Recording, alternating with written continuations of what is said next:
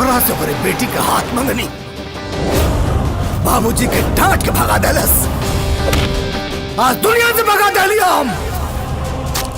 हमर माई बाबूजी के केहू कत्ल कर देलस। तुहार सब जिम्मेदारी अब हमार रहल। हमरा से शादी करबू? जवाने बानी तू जवान बोला ऐसे कहिया ले हटबू। कितना लेबू तो पटबू, कितना लेबू तो पटबू।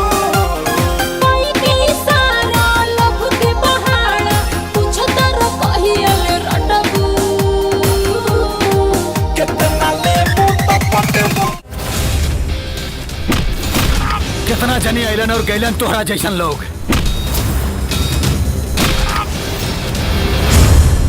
हमके तरह से प्यार हो गया था।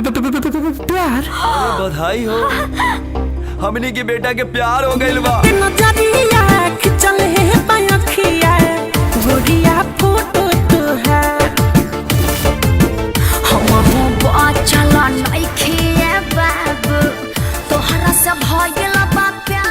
अरे काहू पुजारी के पीछे पड़ल बड़? मिलते नजरिया खिंचल है अखिया, गोरिया फोटो तो है।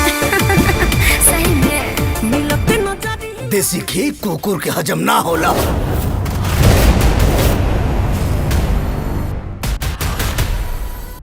अरे ललन का कइला है तू? अरे सर हम तो खाली चुम्मा लेनी हाँ पलंग पर।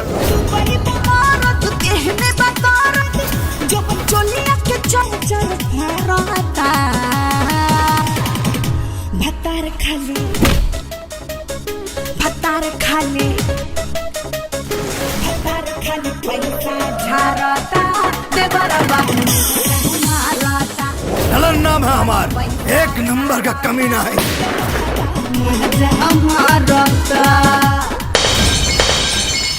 कमीना खानदान के आखिरी चिराग, जितना भकभकाए के बा भकभकाला। एक दिन ऐसन जगह फूकब ना कि फुका जाइबा।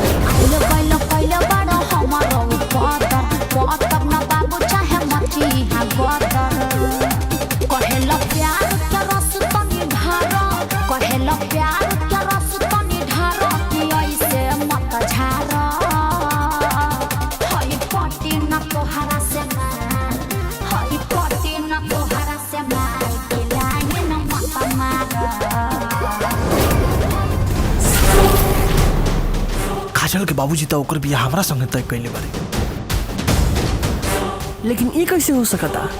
काजल के बाबूजी तो हमरा संगे बियाह तय कइले बड़े।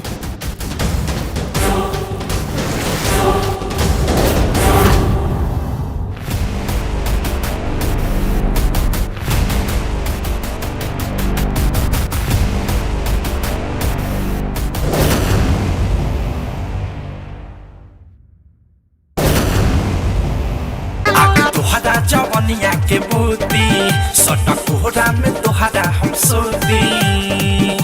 गरमी बा बेसी देहिया हम खो जाता